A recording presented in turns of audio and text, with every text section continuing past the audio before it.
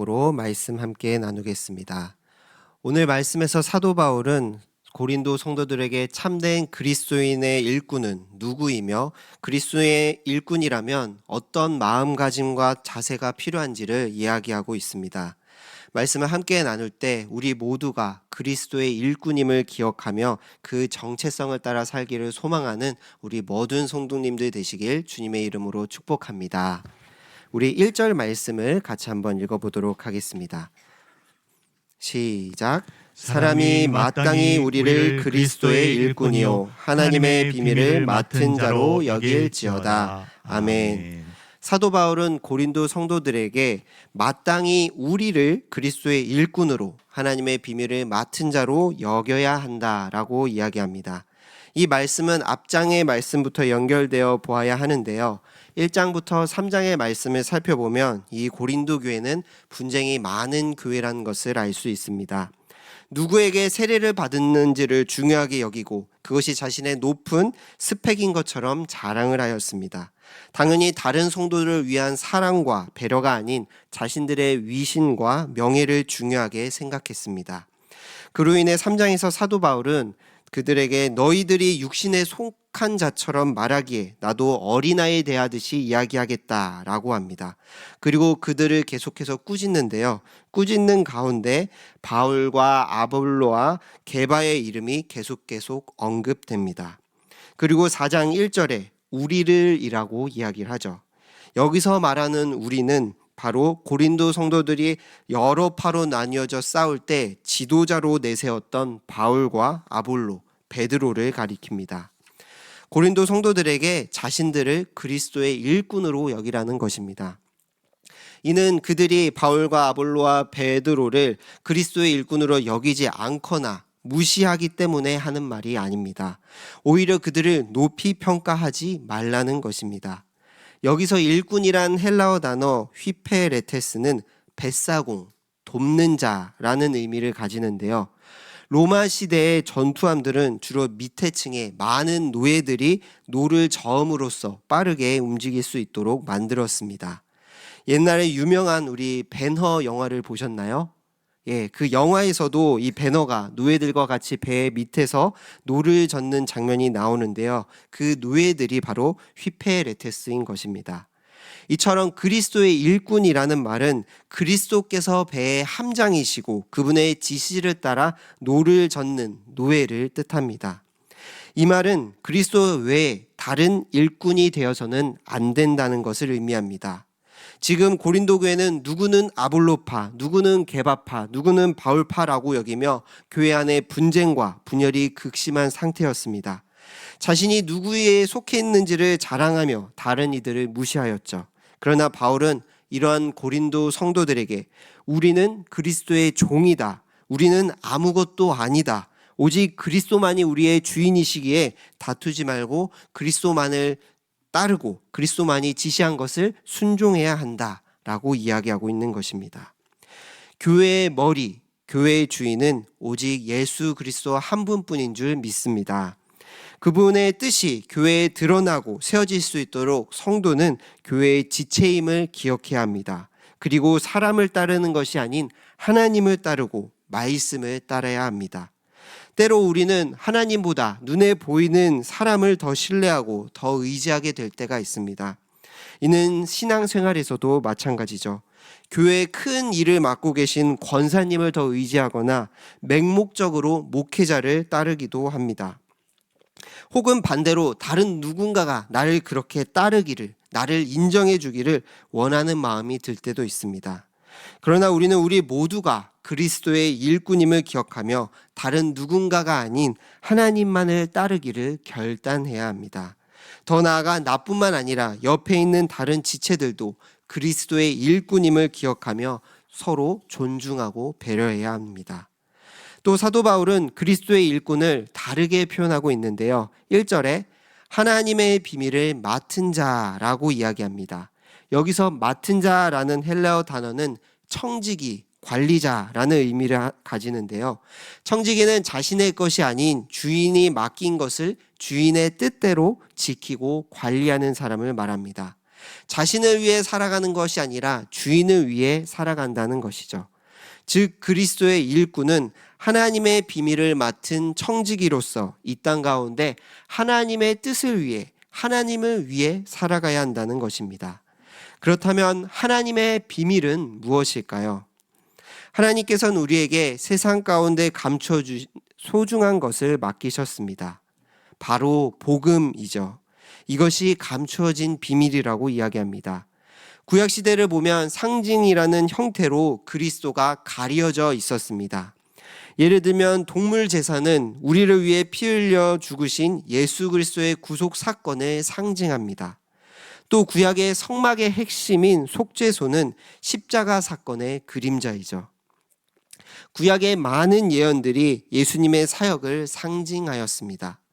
이처럼 구약의 상징이었던 예수님께서 이 땅에 오셔서 죽으시고 부활하심으로 말미암아 하나님의 구원 계획이 이 땅 가운데 밝히 드러나게 되었습니다. 이 복음을 바울과 아볼로와 베드로가 맡았다는 것입니다. 그리고 이 복음을 위해 헌신하고 있고 이 복음 때문에 지금 고린도 교회에 편지를 쓰고 있는 것입니다. 또한 그 복음을 위해 바울과 베드로와 게바가 함께 협력하였음을 알 수 있습니다. 고린도전서 3장 6절 말씀인데요. 우리 같이 한번 읽어보도록 하겠습니다. 시작. 나는 심었고 아볼로는 물을 주었으되 오직 하나님께서 자라나게 하셨나니. 아멘. 사도 바울은 자신이 복음을 심었고 아볼로가 물을 주었다라고 이야기합니다. 복음을 위해 함께 협력하였다는 것입니다. 그랬더니 하나님께서 자라나게 하셨다라고 이야기하죠. 교회는 복음의 사명을 감당해야 합니다. 우리 교회의 표어처럼 복음으로 살아가야 하고 복음을 전해야 합니다. 그 일을 모두가 함께 해야 하죠. 우리는 부족합니다. 그러나 하나님께서 이 일을 통해 자라나게 하신다는 것입니다. 그리고 3장 8절의 말씀처럼 심는 이나 물 주는 이는 각각 자기의 일한 대로 하나님의 상이 주어졌다라고 말씀하십니다. 바울과 아볼로와 게바에게 직분을 맡기신 하나님께서는 오늘날 우리에게도 그리스도의 일꾼으로서 주신 직분이 있습니다. 교회의 성도로 불러주시고 여러 직분으로 교회를 섬기게 하셨습니다. 오직 하나님만이 우리의 주인 되시고 따라야 할 뿐임을 기억하는 성도님들 되시길 소망합니다. 우리 모두가 그리스도의 일꾼임을 기억하며 오직 하나님의 뜻과 계획대로 우리에게 맡기신 복음을 위해 살아갈 때 하나님이 기뻐하시는 참된 일꾼, 거룩한 백성의 삶의 모습으로 나아갈 줄 믿습니다.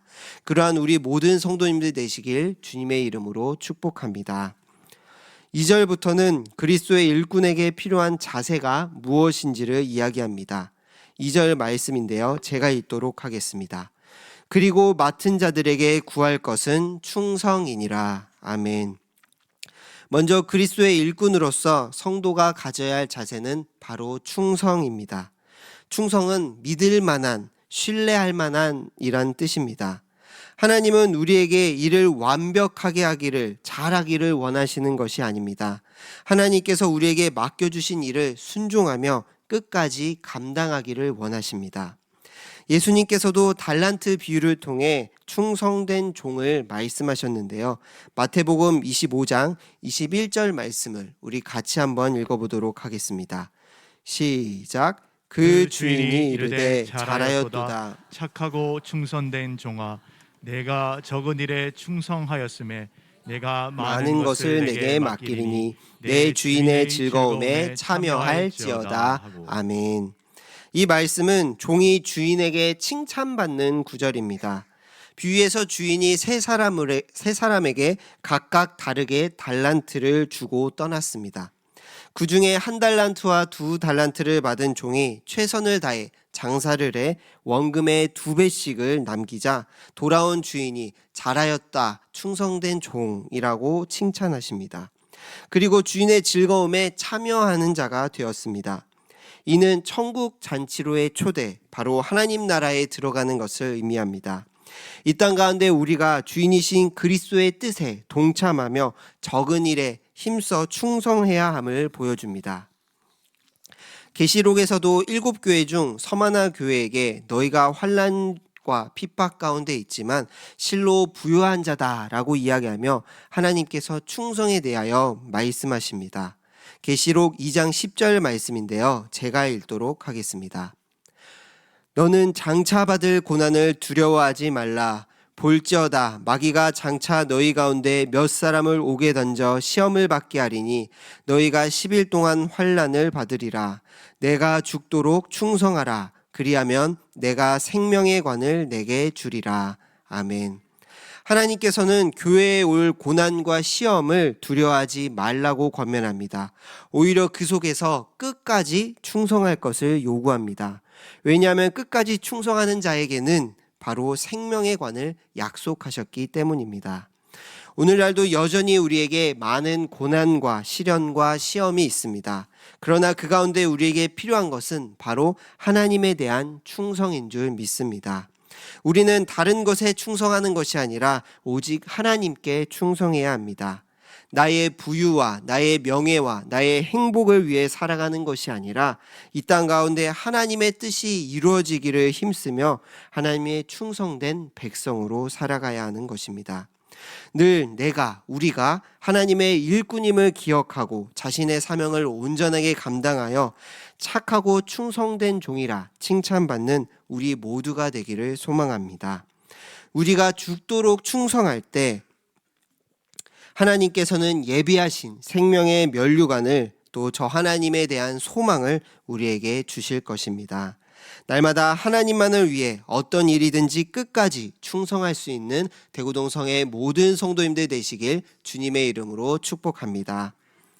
두 번째로 그리스도의 일꾼으로서 성도가 가져야 할 자세는 판단하지 않는 것입니다.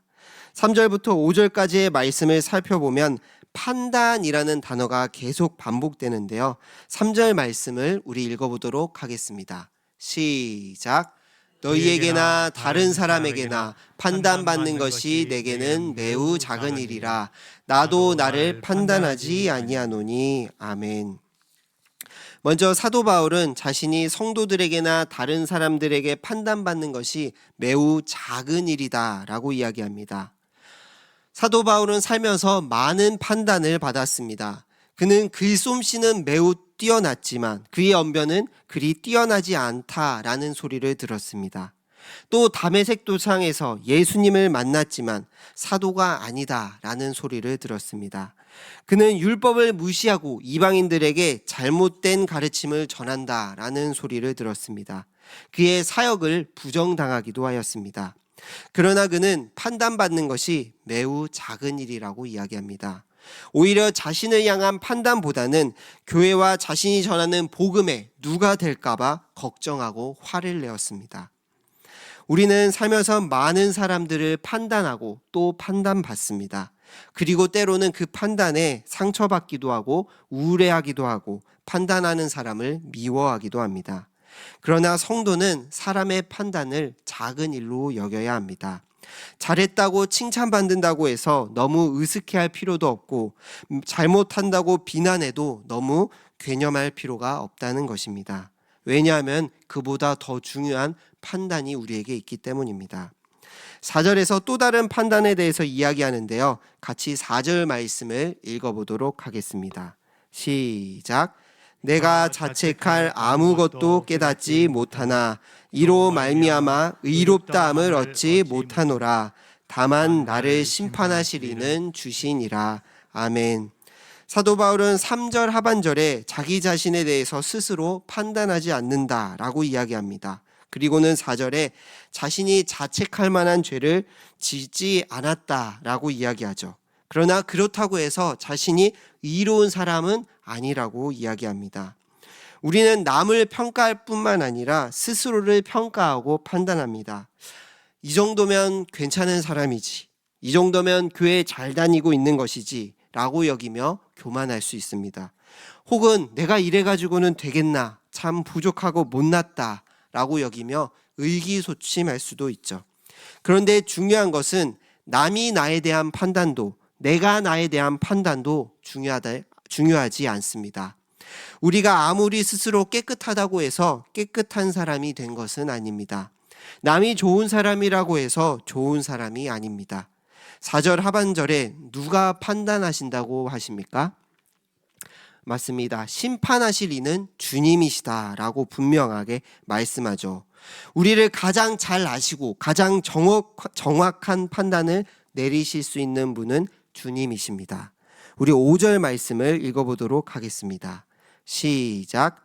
그러므로 때가 이르기 전 곧 주께서 오시기까지 아무것도 판단하지 말라.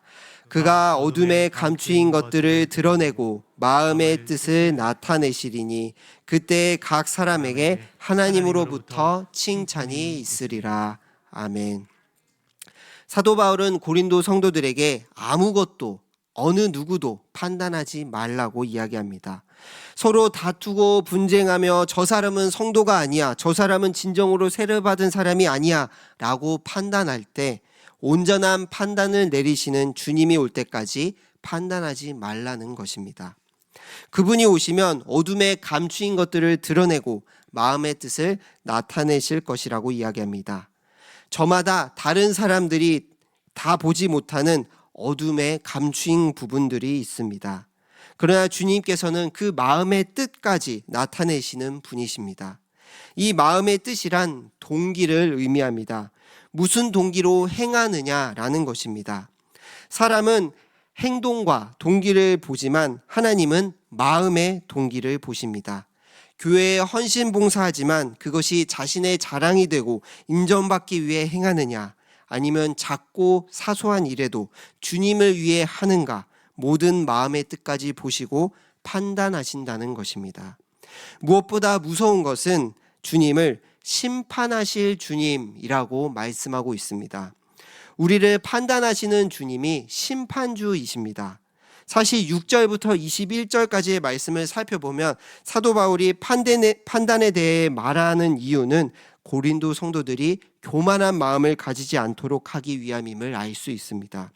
팔을 나누고 싸우는 고린도 교회는 서로가 서로를 판단하는 공동체였습니다. 그들은 스스로를 남들과 구별하여 특별한 사람으로 여겼습니다. 그런 고린도 성도들에게 사도 바울은 마지막 날 심판하실 주님께서 우리의 마음까지 보시고 판단하고 계심을 기억하라 라고 이야기하고 있습니다. 자랑하는 것이 아닌 다른 이들을 높여주고 섬기며 오직 하나님께 충성되어야 할 것을 이야기합니다. 성도는 남을 판단해서는 안 됩니다. 또한 남이 나에게 하는 판단보다, 나 스스로 여기는 판단보다 마지막 날 우리의 마음까지도 보시고 나타내시는 주님의 판단을 기억하고 두려워해야 합니다. 주님을 두려워하며 그리스도의 일꾼으로 다른 것이 아닌 하나님만을 위해 충성하는 자에게는 주님이 오실 심판의 때는 두려움의 날이 아닌, 심판의 날이 아닌 하나님께 칭찬받는 날이 될 것입니다. 판단은 오직 하나님의 몫인 줄 믿습니다. 다른 사람을 판단하는 것도, 나를 판단하는 것도 오직 하나님이심을 기억해야 합니다. 대구동성의 모든 성도님들이 하나님의 판단을 기억하며 하나님만을 충성하는 그리스도의 일꾼이 되시길 주님의 이름으로 축복합니다. 말씀을 정리하겠습니다. 우리가 잘 알고 있는 조각가이자 화가인 미켈란젤로는 30대 초반에 교황에게 성당 천장에 벽화를 그리라는 명령을 받게 됩니다. 처음에는 거절했지만 결국 그 명령을 마지못해 수락하고 그리게 되는데요. 4년이라는 오랜 기간 동안에 걸쳐 이 벽화를 그리게 됩니다. 그림을 그리는 동안 미켈란젤로는 목과 눈에 이상이 생기고 또 무릎과 등뼈가 휘어지기도 하였다고 합니다. 그럼에도 끝까지 열심히 그림을 그렸죠. 어느 날은 그림을 그리는 이 미켈란젤로에게 누군가 이렇게 물었습니다. 이 어두운 성당 구석에서 아무도 보지 않을 텐데 뭘 그렇게 열심히 그리십니까? 그러자 미켈란젤로가 대답했습니다. 하나님이 보고 계십니다. 그는 다른 사람을 인식하거나 자신의 명예를 위해 그림을 그리는 것이 아니라 하나님을 생각하고 하나님을 인식하고 그림을 그렸던 것입니다. 그 그림이 바로 시스티나 성당 천장에 그려진 천지 창조였습니다. 성도는 날마다의 삶 가운데 하나님을 인식해야 합니다. 다른 사람이 아닌 하나님 앞에 살아가고 있음을 기억하며 우리의 주인 되시는 하나님을 위해 살아갈 때 그것이 그리스도의 참된 일꾼의 모습이요 하나님께 칭찬받는 자의 상받는 자의 모습인 줄 믿습니다. 사랑하는 성도님들, 지금도 하나님이 보고 계십니다. 다른 사람의 판단이 아닌 우리 주인 되시는 하나님만을 따르며 마지막 날 하나님께서 우리를 어떻게 판단하실지를 생각하며 그리스도의 충성된 일꾼으로 하루하루 살아가시는 대구동성의 모든 성도님들 되시길 주님의 이름으로 축복합니다. 기도드리겠습니다.